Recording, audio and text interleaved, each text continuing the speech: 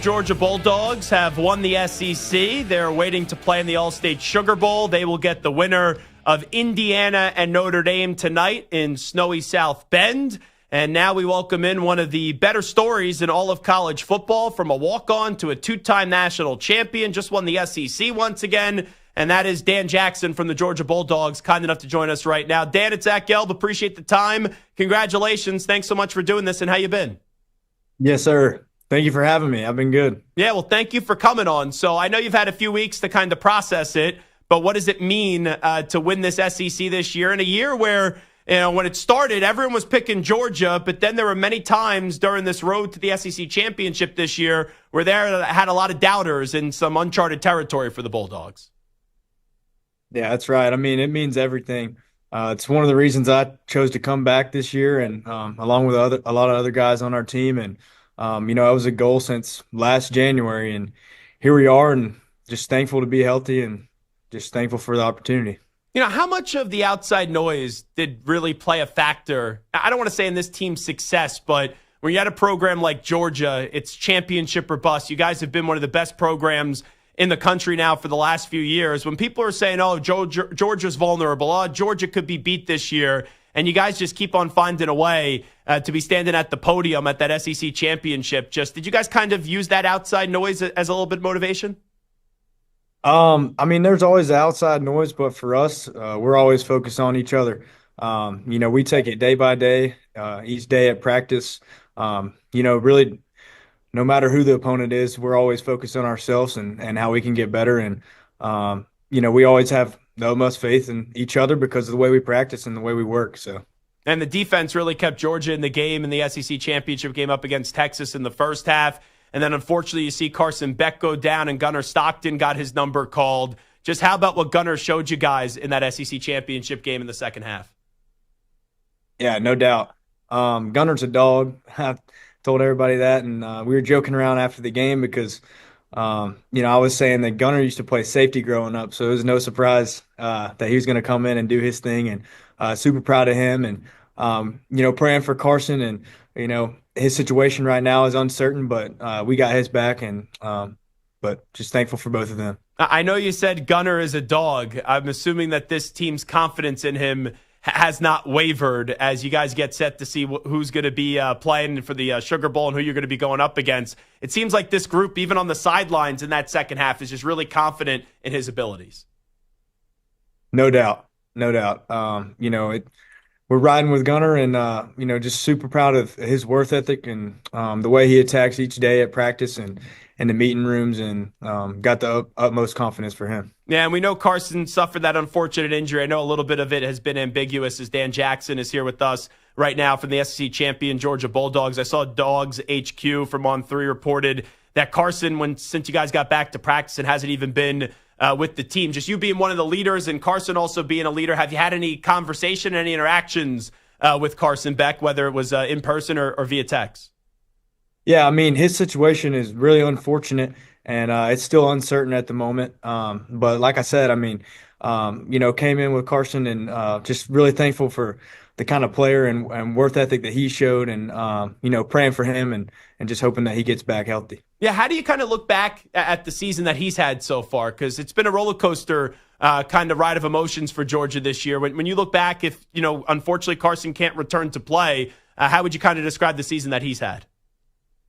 Yeah, I mean, he comes in and works his butt off too, each and every day, and that shows. And mostly for him, he's just a great competitor, and I'm just thankful to be out there competing with him each and every week, and he knows that, and he knows that we all have his back no matter what.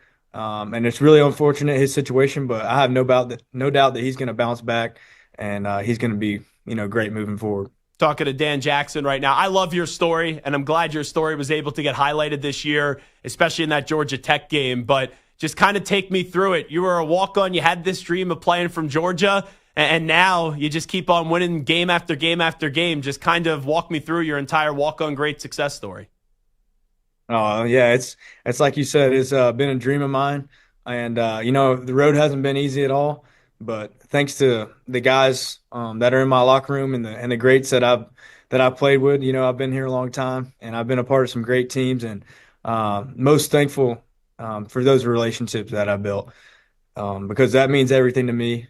And the memories I have with those guys, throughout the last 5 years, that's what I'm most thankful for. And I've had great coaches along the way too that have made me into the player that I am today. And I'm not done. I'm not done getting better. And we just got done with practice today, and there's things that I can improve on daily. And that's what I'm most thankful for, is the opportunity to continue to compete. Just wondering, how did you even get the opportunity initially? Because I know right at these big programs, they even have preferred walk-ons. And from my understanding, you weren't even a preferred walk-on. So how did that all go down? Yeah, it was a little different for me. I got in contact with the DB's coach at the time, Coach Charlton Warren, and my high school coach, Dave Bishop, helped me out there, and he basically just said, "Hey, we got a spot for you. You're locked in for fall camp," and the rest is history. When did you start to, in your opinion, kind of prove something to the program, right? Because a team like Georgia, they could take a risk on a walk-on, and it could sometimes amount to nothing. Clearly, you've worked your way up year by year by year to be one of the more respected players on the team. When did you start to realize, man, things are really going my way for one Dan Jackson? Yeah, I mean, personally, I've always had that belief in myself, and belief that God gave me the ability to be the player I can be. And it helped. What helped me get going was just finding a role on special teams or whatever it was. And after that COVID year to start the 2021 season, I got the chance to help the team on special teams. And then that eventually led to a third down role on our defense. And just from there, I just kept my head down and had a lot of support behind me, and just tried to get better each and every week. Do you remember, just wondering, your first conversation with Kirby Smart, and what was that like? Yeah. I don't think he knew who I was at first. He said that. But just gaining his respect and the rest of the coaches was my goal once I stepped foot here. And I just felt like if I could just get that opportunity, if I could just get my foot in the door, I could run with it from there. So obviously you've won championships, but with all the great players at Georgia, you could win a championship and you may not get highlighted. Your moment of really getting highlighted, and I know you've had some success on special teams and whatnot, but where everyone's talking about you around the country was that Georgia Tech game. The hit on their quarterback that forced the fumble, then the big tackle in overtime, as well as that thing was never ending, and then you guys eventually won the game to save your season. What was the aftermath of that moment like, where you were a big part in the reason why you guys got the victory? Then afterwards, your coach, Kirby Smart's like, "Hey, Dan Jackson is everything right with college football."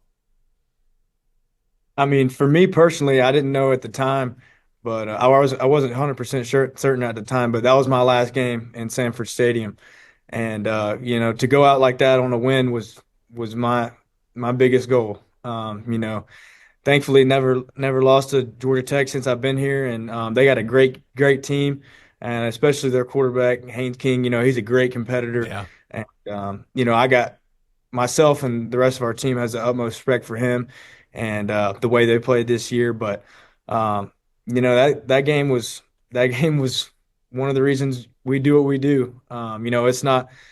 We say 60 minutes or as long as it takes, and it definitely took longer than 60 minutes that night. No doubt about it. It was one of the great moments of the college football season. We're wrapping up with SEC champion, national champion linebacker Dan Jackson from the Georgia Bulldogs. They'll get the winner of Notre Dame, Indiana in the college football playoff. So after that Georgia Tech game, right, where Kirby Smart's telling your story and he's saying you're all that's right in college football, he discussed, and you've even talked about a little bit, that you debated not coming back for this season. Kind of take me back through that decision-making process, and I'm glad you elected to come on back with the way this season has turned on out.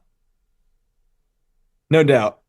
It wasn't a very long debate because I just knew the opportunity that I had in front of me, and my goal was to win another national championship and a SEC championship, and we were able to complete one of those already, but the national championship is still on the table, and that's another reason I wanted to come back. And I wasn't happy where I was going into an opportunity to play at the next level too. So, I wanted to come back and just keep getting better. And being around a great group of guys, and I wanted to win more football games.